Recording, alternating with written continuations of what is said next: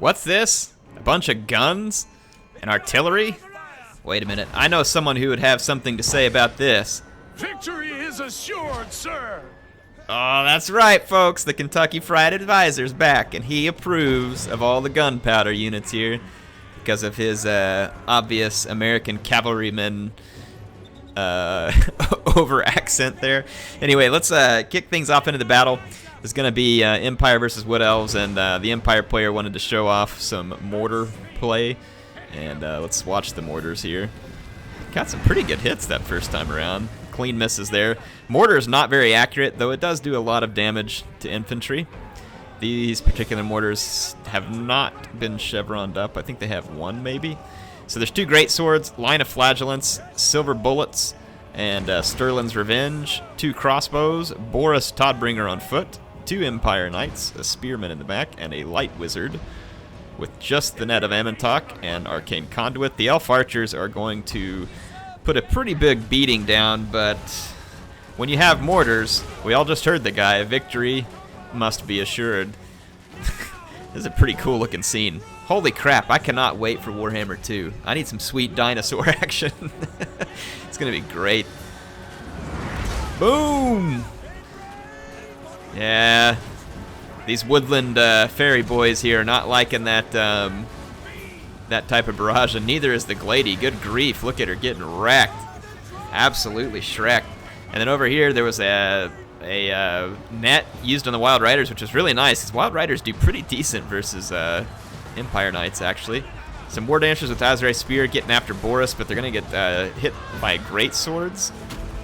And right now the Flagellants holding up the bulk of the Wood Elf army very nicely here, allowing for this good positioning here in the center, which would be pretty vulnerable, but the Glady just absolutely getting used for target practice here.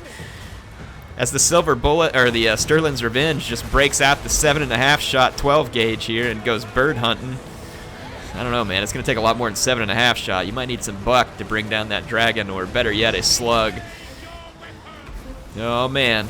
So in any case, Glady's going to get chased off, and the mortars continue to fire, and they're doing great damage. Let's look at this here. The Empire Knights did clean up the flank, and they're going to get away from these Eternal Guards, which are chasing.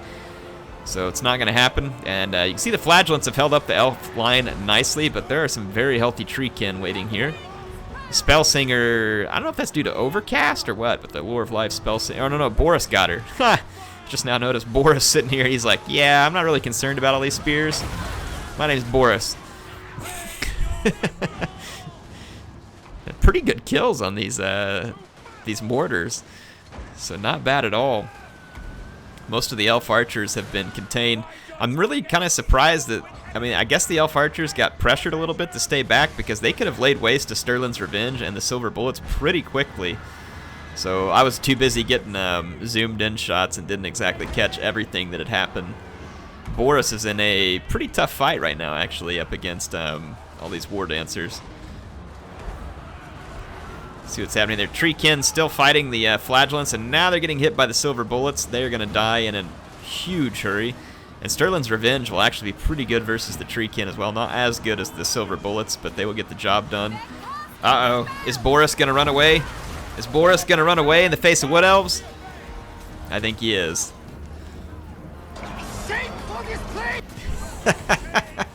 Let the memes rain, folks. Hey, what memes should I get from Warhammer? I was thinking like Grimgore, maybe the Wa. What other good memes do we have from the Warhammer? Leave me some comments. Let me know. I say memes. It's just, you know, it's like a audio meme. I don't know if I'm going to actually have any that come on screen. I guess I could, but no plans for such a thing yet. Look at these Azrael Spear chasing down Boris. Poor guy's going to get wrecked. And the Glady, who we thought was dead, is making a comeback. Ooh, these Azrael Spear are going to get a hold of here, but look at that rear charge from the Empire Knights. Should be able to mop up the Wild Riders and the Azrael Spear, but not before they've done some pretty significant damage. So they do get mopped up, and Sterling's Revenge survives it. So now it's mostly just cheaper elf infantry that's left, and these, I guess the elf players managing elsewhere, and now the Treekin are becoming a sitting duck here for the Empire Fire, so clearly the elf player accidentally missed microing a little bit. Let's take the opportunity to get some sweet sweet mortar footage here as the elves get bombed. Either Fall of the Samurai or Napoleon style here. Both of which had some pretty sweet looking mortars, if I do say so. Howitzers, I guess, in the other games. But do y'all remember the freaking Armstrong gun? Wow, there's the friendly fire. Nice aim. Yeah, do you guys remember the Armstrong guns in Fall of the Samurai? Woo! It got ugly sometimes with that thing. Let's check it out. Let's get a little bit more. Oh, that's gotta hurt. Let's watch it some more. We got a couple more mortars coming in. Sorry, I'm just enjoying the cinematics at this point. Boom! We'll have a quick discussion afterwards about what mortars may be good for. Obviously, in this game, the elf player made some mistakes that certainly made the mortars more effective, because there's a lot of units that the elves have that could have put pressure on the mortars. But I thought the Empire army, you know, the mortars are obviously the riskier piece of the pick, but bringing magical damage handguns versus the elves is pretty natural. A couple of crossbows to support against ranged units, not a bad idea. Flagellants are good in the sense that they can hold up the elf line, which was precisely what they were meant to do, while the great swords have a little more hitting power if needed. You could always option out of the great swords too and just bring more cheap infantry. The Wood Elves do have some units that can deal with such things, but anyway, it looks like the battle's not over yet. Now the Empire player making a pretty critical mistake here, getting blobbed up in front of the Glade Guard with Starfire shafts. Those are some pretty cool looking arrows, if I do say so myself. Ooh, that's a beautiful scene right there too. So the hunting party is back on, trying to bring down the Glady. They are taking some fire from the Starfire shafts, but the Glady is going to be under some pretty intense fire here too. And that dragon's hide won't hold out forever, I don't think.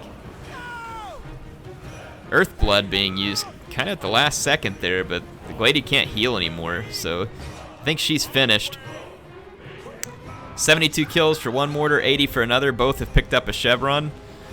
Glady is pushed off the battlefield, and now the Empire Knights are going to try and put a charge down right here. Ooh, a little bit of friendly fire maybe, but looks like it'll be worth it in the end. Look at these point-blank shots out of the silver bullets. Silver bullets are absolutely devastating if you can't get them out of your way. And the Light Wizard lining up a nice target here, right in the firing line of the handguns and the mortars. And it looks like the Spell Singer is now going to be the target. What a beautiful battle, though. I mean, maybe it didn't have like the highest level of micro going on here, but it was beautiful. That's one thing I love about this game. You got to appreciate just how good looking this game is. This makes me really happy, like both for Warhammer 2, but I'm also really excited about future historical Total Wars. Like, this game looks so good, and they made some good changes in the graphics engine and other stuff like that, and some of the physics of the charges. It actually makes me look really forward to all Total War, whereas I had a more pessimistic view a little while back after Attila and Rome 2 left me pretty disappointed with both of them. I mean, I had fun in both of the games, but they were disappointing. So now let's check that out. So we got it. Victory is assured, sir. Well, of course it is, because the battle's over. Oh, Kentucky Fried Advisor, what would we do without you? Anyway, it looks like the Gobbo King's going to pick up a Pyrrhic victory. I've seen comments from the Gobbo King before, so appreciate him sending this in, and I appreciate you watching the videos, buddy. And Kiers Gut, or however you pronounce it, I don't know how to pronounce it. Thanks for playing a fun game. Sorry that we had to be amused by your elves getting bombed, but we did enjoy it. But you know what? It was a beautiful fight nonetheless, and I appreciate you being a part of it and helping to entertain the folks on my channel. Appreciate you both. So I did want to have a quick discussion, and then we'll probably watch another battle because that one wasn't very long, and I've got time. So if we go in here to the custom battle real quick, so mortars. What are mortars useful for, both campaign and multiplayer? I'm not going to know everything, but I'll give you my 2 cents, and then feel free to add your own. Obviously, they're not like a real long-range artillery. 400, 420, 440 for the longer cannons. For stuff like great cannons, hell cannons, dwarf cannons, grudge throwers, all those things are going to come in at higher range, so be aware of that. However, the cannon, the mortar does some nice area of effect damage when it explodes, and you can see here that you get pretty decent armor piercing, or I say it's not that good actually in armor piercing. Explosive armor piercing. Yeah, it's actually pretty good, actually, never mind. So it does a fair deal of armor piercing, and it says it's anti-infantry. 380 range. So it's really going to be best at blobs of infantry, which you can definitely find online from time to time. I think the most likely factions to get blobbed up would be something like the vampires, but the vampires, even if they get blobbed up, they're not usually going to be the best thing to try and use the mortars against because of all the raise the dead. So I could definitely see this being more useful against someone like the wood elves, who are going to rely on archers and other, infantry like that to try and take on the empire usually. So knowing that you're going to run into a bunch of foot archers and foot, or just infantry, obviously they're on foot if they're infantry, the mortar can sometimes be a good pick for that. So again, if you expect a lot of infantry and you have open ground, there's no trees going to be between you and your enemy, and you don't really believe your enemy is going to outrange you from an artillery standpoint, these can be a decent pick. So be careful about that pick. And I would say they can be a cheap way sometimes to outrange a dwarf player who decides not to take any artillery. It's just a couple of thoughts there. Like I said, I'm not going to say it's always going to be good. In campaign, I would say these are decent. Like if you're earlier in the game, they can be good at clearing up blobs, and the AI does blob a lot. They can be pretty useful for that. They can fire over the walls of a city, which can be useful. But later on in the campaign, I think you're going to find more use for stuff like the Hammer of Witches, Hellblaster Volley, rockets, or better yet, Luminarchs and steam tanks, which I think are going to give you way more bang for your buck in the campaign. Like I said, early on, nothing wrong with these things. They give you a ranged advantage over your opponent. Let's go check out another battle. I had one submitted to me that I think would be fun, so we'll pull it up. I haven't actually gotten to watch it yet. It is going to be an all vanguard Beastmen army with Khazrak the One-Eye. So this ought to be fun. A different way to play the Beastmen that's not Mortar the Shadow gave. Everybody hates that guy, myself included, honestly. Now, to be fair, without him, the Beastmen would be utterly garbage. At least that's my opinion. Look at this, deploys right in the face of the Wood Elves. Now, there's a bit of danger here. These Dryads are actually pretty good against unarmored units, and they cause fear. So you got to be careful. The Dryads can actually jack up cheap infantry. We got Orion here, and wow, Khazrak takes an absolute beating right off the bat here as the Beastmen player is a little slow to react, but it looks like they're going to get into combat, and Khazrak, yeah, man, he's just getting savaged. It looks like the Dryads are going to get charged by overwhelming infantry, and then here comes the Centaurs. These ones going into a Wildwood Ranger, not going to be the best, but they do get through to the Glade Guard, who are absolutely wrecking Khazrak. Here comes some Chaos Warhounds around the flank, though. If they can get there to the archers, then I would say that the elves are going to be in big trouble, because these Centaurs did get around the War Dancers over here. Now, War Dancers will kill them, but not nearly as quickly as Wildwood Rangers. So I would say that the Wood Elves are in trouble because these Azrae Spear are busy chasing a Warhound, and in the meantime, their archers are getting pooped on pretty heavily, and then their Dryads just got outweighed here by the sheer amount of Beastmen infantry. And look at this, even the Wildwood Rangers here getting chewed up by poisoned Warhounds and Centaurs, units that they should be good against technically. They just got completely overwhelmed by numbers. And then here comes the Warherds. Look at the Centaurs coming in from behind, so the Glade Guard definitely getting wrecked. So maybe not the most beautiful looking execution, but it is an execution of the elves at this point. And Khazrak's gonna get away alive. So he didn't get a ton of kills in this one, but man, his army got all over the elves real quick, and being able to deploy that close to a faction like the elves was interesting. I think if the elves had some inclination that this type of thing could happen. Oh, hold on.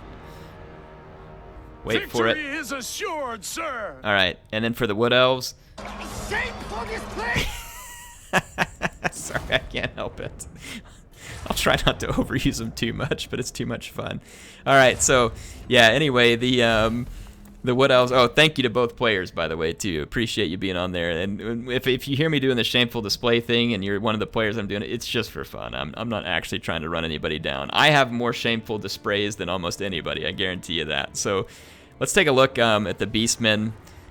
Again, just quick discussion. So Khazrak can Vanguard deploy. This is relatively recent, and he can even do so. No, he can't do so on his chariot. That sucks. They need to change it to where he can Vanguard deploy in the chariot. Because that would be freaking awesome. It might actually make him worth picking over Mortar. That's kind of annoying that he can't Vanguard in the chariot. Because the chariot could be really good against like dwarves and other stuff like that. So I really think they should make the Razor Gore chariot thing for him a vanguard deploy. That'd be awesome. In terms of vanguard infantry, you can use Ungorherd. You cannot use Goreherd with shields. You can also use Goreherd. So these are going to be your options. So very cheap infantry, pretty flimsy. But you saw in that case, as long as they got on top of the enemy really quick, they were able to get some work done. Just standard Centaurs used, which makes sense. Centaurs with great weapons are best against armored foes, which the Wood Elves are not frequently going to field. So saving 150 per unit with the Centaurs probably helped pay for some Poison Warhounds, which were a nice touch, and they can be great at running down routing units. So if your Vanguard deploy army gets a bunch of units to rout quickly, the Warhounds can run stuff down, or they can go try and keep skirmishers busy as they needed to. So again, not the most beautifully executed thing, but it was fun to see. So there are ways to play the Beastmen. It may not be easy, but there's fun ways to play the Beastmen outside of just Mortar the Shadowgave and summoning up 4 Chaos Spawns, which, don't get me wrong, is effective. But there's definitely fun ways. Now, be aware, too, Khazrak against, again, a force that you, like dwarves, where you expect a lot of infantry and not a lot of good anti-large. This Khazrak's chariot can actually be pretty punishing. The dwarves will have a hard time stopping it unless they have thunderers or something like that. So that's just something to be aware of. And the dwarves very well could have thunderers, something to keep an eye out for. But, you know, with the likes of Razor Gore chariots and Khazrak on a chariot, you can give the dwarves some pretty big pain. You can even bring your Bray Shaman in a chariot, and sometimes what is pretty helpful is a Bray Shaman Lore of Death.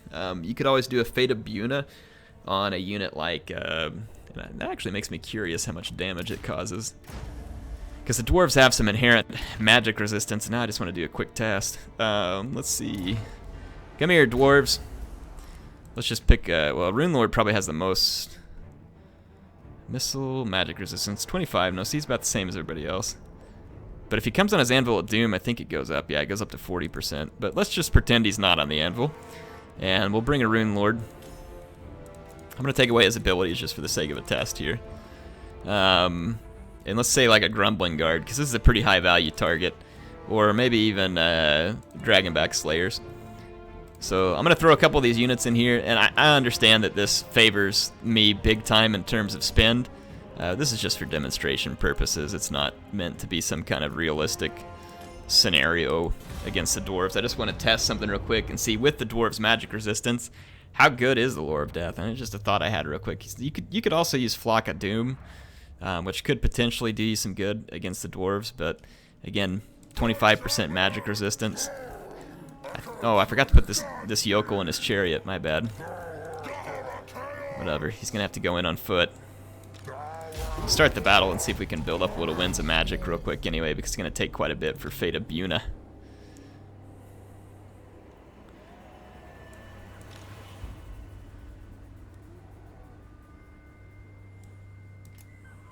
Let's see how much damage Fate of Buna does. So Grumbling Guard start off at 5325. We're going to do just Fate of Buna from the Bray Shaman, Lore of Death. Let's see how much damage it does to a pretty expensive Dawa unit. One that is a big benefit. And let's see if it's worth the magic. I think it's like 13 magic. It does a lot of damage. That is a significant amount of damage being done. Now, the Dragonback Slayers will slow my guys down, but I should still be able to plow through them. This is how the Dawi have a really hard time stopping chariots. That much is painfully apparent. Yeah, that took 50% of the health off the dang Longbeards. And you think about it, that right there is basically worth 500 gold, because that's 1,000 gold unit. And just look at the wreckage that you can reap on the dwarves with chariots. So I would say that this is actually a pretty worthwhile venture. Let's pull out of there. Remember, with your chariots, sometimes it's actually better to pull away than through. Depends on how good a hit you get. And you see here that the Dragonback Slayers can actually slow you down pretty significantly.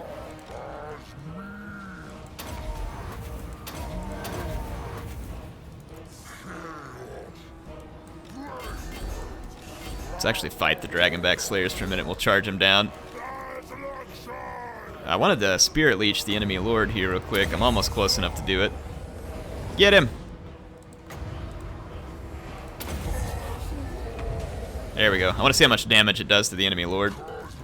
Alright, our chariots actually wrecked the Dragonback Slayers even when I wasn't in extended or even charging. Yeah, Dragonback Slayers are good though. Don't underestimate them. They're useful. They're expensive. Wow, it did pretty good damage. That was like 600 hit points it took off that guy or something. Was it 600? Let's take a look at it. I'm going to pause it real quick. So, Lore of Death may be pretty legit versus the dwarves here. Yeah, it did like 600 hit points. A little over it, actually. That's pretty good. I don't know if it does that damage consistently, but that's certainly not bad. And you can see here, like, when the dwarves do get bottled up, you can just bring your chariots in. And, of course, a lord like this has absolutely no prayer versus the chariots, because they're just all infantry lords for the dwarves. Look at that damage. That's absurd. Poor Dawi.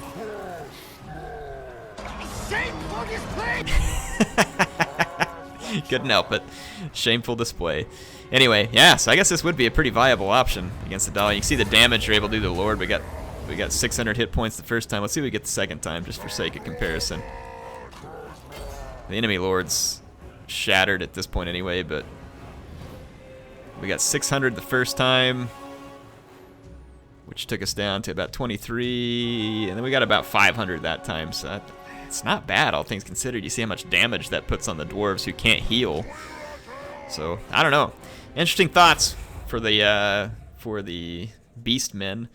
So, but the Beastmen are going to struggle in some ways. Whoops, I think I accidentally did a rematch. The Beastmen are going to struggle in some ways versus the dwarves because they're only real good anti-armor infantry is Bestigor, and they're pretty expensive. And if you come up against a double runesmith rune lord build, they can ruin your Bestigor in a huge hurry. So just something to be aware of. So I think chariots are probably your better bet, and then just cheaper infantry to kind of keep the dwarves busy while your chariots try to do the work. But anyway, couple thoughts. What do you all think? Did you have fun with the battles? Sure hope you did. Appreciate MSI sponsoring the channel. Speaking of cool things, MSI sponsoring the channel, I actually mailed that computer out to the winner, the one that won. So Steve is about to have a brand new gaming PC. So appreciate MSI sponsoring that, because Steve wouldn't have won that PC without him. And I'm going to be able to have a lot of cool stuff to help me record good videos and hopefully bring you all great content. So appreciate their help. But appreciate no one more than you, my awesome viewer. I really do appreciate you being here. Had a lot of views lately, and you all make this a lot of fun for me consistently. I've gone through some really long days at work recently trying to get some big projects done, and it is fun to come home and be able to unwind and record videos and know that you all enjoy it. It makes it worth it. So thank you very much. If you want to subscribe, I got a logo down in the bottom right hand corner. You can click it. It'll keep you up to date with all the newest videos. HeirofCarthage signing out. I will see you all next time.